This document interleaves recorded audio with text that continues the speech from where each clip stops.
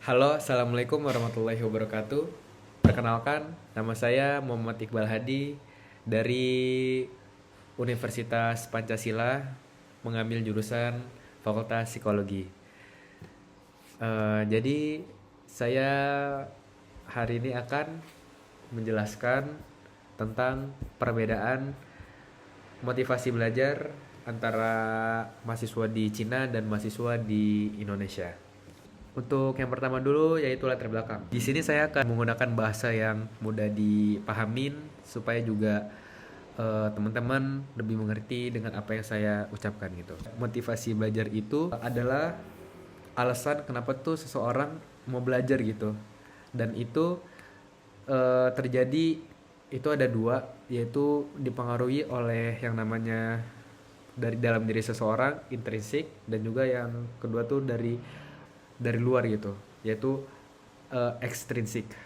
Nah, jadi kalau misalkan dari eksternal itu salah satunya itu ada budaya.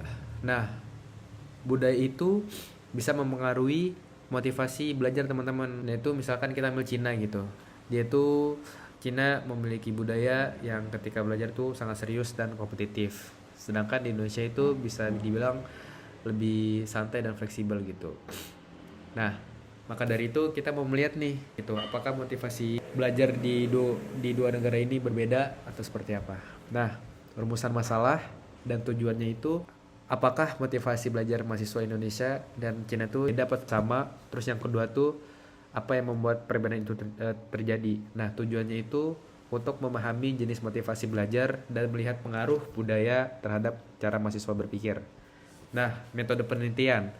Metode penelitian ini saya tidak melakukan survei secara langsung, tetapi menggunakan cara membaca dan menganalisis beberapa jurnal atau penelitian yang sudah ada. Nah, dari jurnal-jurnal tersebut, kemudian saya ambil dan melakukan kesimpulan tentang bagaimana motivasi belajar di Indonesia dan di Cina. Nah, kita lanjut ke pembahasan motivasi belajar di Cina. Jadi, mahasiswa di Cina itu biasa belajar karena ada dorongan dari luar gitu. Dari yang pertama tuh ingin mendapatkan nilai tinggi, tekanan dari orang tua dan persaingan yang ketat. Nah, mereka ini tetap punya keinginan dalam diri sendiri gitu, motivasi intrinsik. Tapi dorongan dari luar itu yang lebih kuat, dari dorongan lingkungan, dari orang tua dan lain sebagainya. Nah, jadi belajar sering dianggap sebagai kewajiban untuk mencapai kesuksesan. Itu bagi pelajar di Cina. Nah, untuk motivasi belajar di Indonesia itu lebih beragam, teman-teman. Nah, mahasiswa bisa belajar itu karena emang tertarik, terus ingin lulus, atau karena lingkungan mendukung gitu. Jadi nggak selalu karena tekanan. Banyak juga yang didorong tuh emang karena suka sesuatu gitu. Jadi lebih fleksibel kalau kalau di Indonesia ini. Dan untuk perbandingan Indonesia dan Cina itu cukup sederhana, teman-teman. Kalau misalkan mahasiswa Cina itu lebih sering belajar karena tuntutan dan target. Kalau di Indonesia itu karena keinginan sendiri maupun eh, tuntutan dari luar gitu. Kalau Cina lebih kompetitif, kalau Indonesia itu lebih fleksibel dalam belajarnya.